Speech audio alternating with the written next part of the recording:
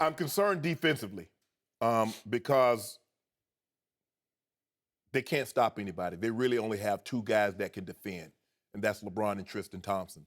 Everybody else is getting broken down off the dribble, and then when someone comes to help, their guy that they're leaving is wide open for an easy two or a three-point field goal. So that's concerning to me. What's also concerning to me is that we're seeing LeBron James be a plus. He's on the court, they're plus 18. He leaves the court, they're minus 23. You can't win like that. I mean, it's now you're asking him to be Herculean and play all 48 minutes, and we know he can't do that. And I was surprised. Tristan Thompson didn't play well last night. He has one job. The Cavs do not expect Tristan to score double-digit in points. Some nights he can, Skip, but he must rebound, he must defend. And even if he's not getting the rebounds, he must keep Andre Drummond off the boards. Andre Drummond was 20 and 16 last night. He ate Tristan's lunch. Kyrie played really well, but the defensive end, Reggie Jackson's doing what he does. What got them in trouble, Skip? There's a lineup. They like to go Deron Williams, Kyrie, LeBron, Tristan, and they'll go Derek Williams. Now you got two guys. Everybody else no one else can defend. And you see LeBron's like, okay, we rotated. Tristan had to go out here. Do I go with Drummond or do I worry about Tobias Harris in the three? Well, I'm gonna go to Drummond. He kick it to Tobias Harris three-pointer. And that's where they're running into trouble. I don't worry about them scoring. They're gonna get Kevin Love back. But who'd have ever thought they would be worse defensively with Kevin Love not playing than when he was playing, Skip? Who would have thunk it? I think that makes no sense. Exactly. But they are worse defensively that Kevin Love is off the court. And we know Kev, that's not what he's known for. J.R. Smith didn't play particularly well last night. He was 1 of 9. He was minus 22. No, let me take that back. Minus 28 and plus minus. So they got outscored, the Cavs did, by 28 points when he was on the court.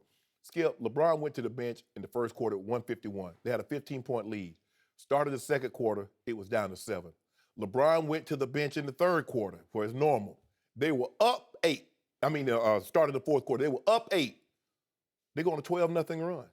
Then LeBron has to come back. Next thing you know, I'm like, what? Guys, I'm concerned defensively, but they're coming out of the East, and guess what? They're going to hang another banner, and you enjoy will be looking at me. Oh, so we went through all that concern. Yep. All that gnashing of teeth, and you come full circle to your closing line, we're still going to hang a banner. I didn't say we, I said the Cavs. You said we. I think you said we. I think you implied we. Well, the Cavs. Here's my question. You know, I sit back and I watch the Cavs every night, but I cannot fathom how a team featuring the best player on the planet, yes, a player who's already, says Shannon Sharpe, on Mount Rushmore. Yep. I think there are only 4 on Mount Rushmore, so that means he's already top 4 all time. A player Shannon Sharpe says will catch and pass the greatest, the GOAT, Michael Jordan, right? Mm-hmm. How does his team lose 5 out of 7, 3 straight, 4 out of 5?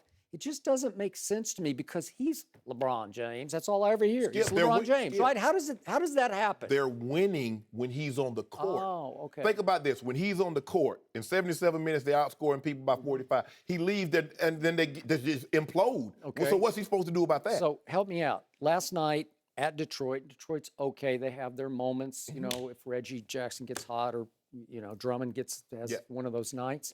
But still, Cleveland is up 7 going to the fourth quarter, and LeBron played his minutes in the fourth quarter. He was actually out there on the floor, and he did okay, but somehow he didn't have that rub-off effect. He did not help make his teammates better, and they basically got blown off the floor in the fourth quarter, 33-21 by the Detroit Pistons.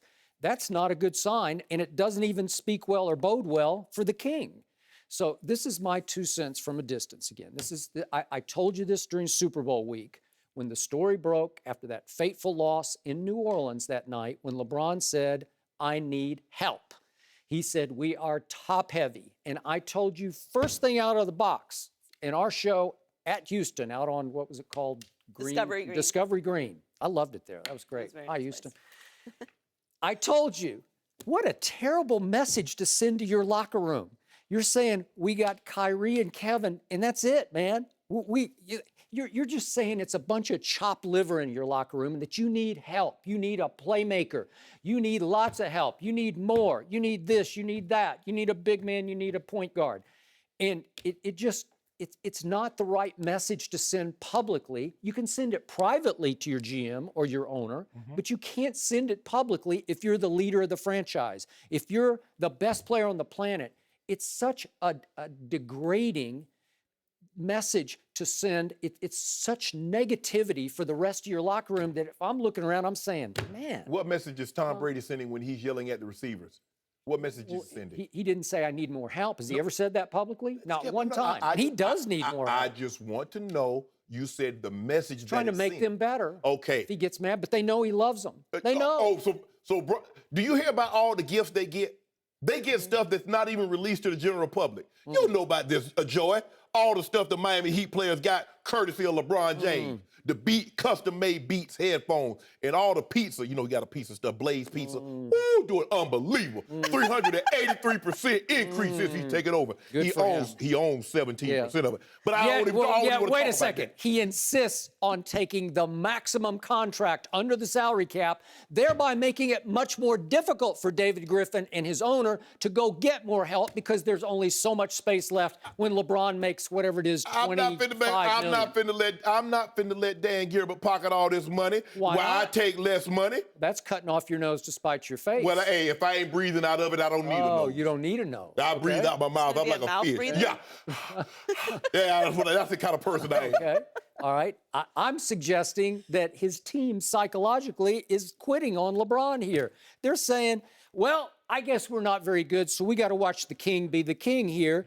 And when he's not on the floor, or sometimes in the fourth quarter, when he is on the floor, they are not somehow giving max effort on the defensive end or the boards. That's what's happening. Skip, I mean, look, LeBron is plus 18. Richard Jefferson was plus 21. And Iman Shumpert was plus 6. JR minus 28. Darren Williams minus 20. Tristan Thompson minus 22. Kyrie was even minus 7. Okay. But let me ask you a question. How many teams have Richard Jefferson played for? And he's played solid. J.R. Smith, how many? Channing Frye, Derek Williams. There's a reason why these guys are available. He needs help, LeBron. He needs more help. No, he needs new pieces. No, he doesn't need any help. Huh? You know what he needs them to do? Their job. Oh, okay. Do your job. Somehow he's not exactly inspiring them to do their job. And then Bogut was lost, as you said, gone in 60 seconds. And instead of LeBron stepping up to the mic after the game and saying, onward and upward, we loved Andrew, but we didn't get to really know him, and now we just got to go forward. Instead, man, can you believe this? I'm deflated. That's what he said, I'm deflated. You know what? You can't be deflated. You can't let your team know you're deflated. Skip, you keep on talking about he needs to expire. When they go up there once a month and pick up them checks, every 2 weeks I go up to Denver, I go upstairs and Alex, open this door. I know you in there. I need my check. I ain't do direct deposit. I just got the direct deposit this year. First time in my life I've ever had direct deposit. I like to feel my money. You have no email and you just got direct deposit? Just got direct deposit. September the 10th or something like that. I used to go up there, Skip. I go up there, look at hold that check up to the light. I'm inspired. Joe, I was really inspired. I was like, ooh, I got to do something good this weekend. Well, and guess what also did not inspire his teammates last night? What? I warned you about this. LeBron James was in danger over the last 2 or 3 weeks of, he missed a couple of threes. Of falling back in love with the three-point shot, which is the bane of LeBron's existence, especially in the postseason, in which he is the worst ever three-point shooter in the history of the NBA playoffs. And what happened last night, right on schedule? What happened, Shannon Sharpe? 6 times LeBron said, watch this, watch me make another three. Boing. Watch this. Clank. 0 for 6 from 3. He's right back on track, and it hurt his team. That was 6 empty possessions last night. He shouldn't be trying that many three-point shots. You know it. Now he's starting to plunge back toward his norm. He's down to 38.9. He's below 39%. Watch him fall back toward 35, 34. J.R. Smith was 1 from 8 for 3. Kyrie Irving was 1 for 6. Mon Shumpert was 2 of 5.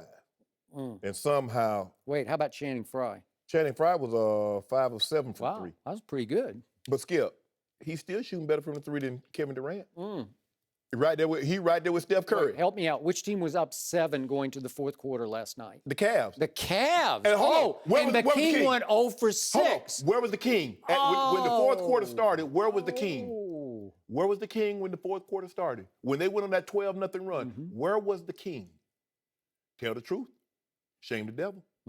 Maybe he should have been in the game. Skip, the man had already played 35 He's minutes. the Iron Man of all time. He's indestructible. Has he ever been hurt? Skip. I don't think he ever gets hurt. Skip. Seriously. I'm serious about this. He is indestructible. Does he ever have anything wrong with him? Knock on wood. Well, he's Stop trying to put bad knock on mom on wood, it. He's too. definitely injured every time he's fouled, or at least he has. That's a good point. Joy, see, you being Queen LeBron Petty. James has never.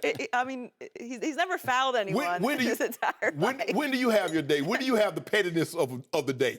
Every day, all day. Oh, yeah, you're right. I'm not petty. I'm just being honest. You being petty. We all watch the same games, By right? the way, I'm not that- You were watching some asleep. game in an You weren't even watching alternative the You game. know last that Cavs Heat first round matchup, that might be kind of interesting. It just might be. You know what Joy Taylor had the nerve to tell me, Skip? She talking about the Cavs are tanking because they don't want to face the Heat in the first You round. know what? That's got some credibility. I believe it. I like that.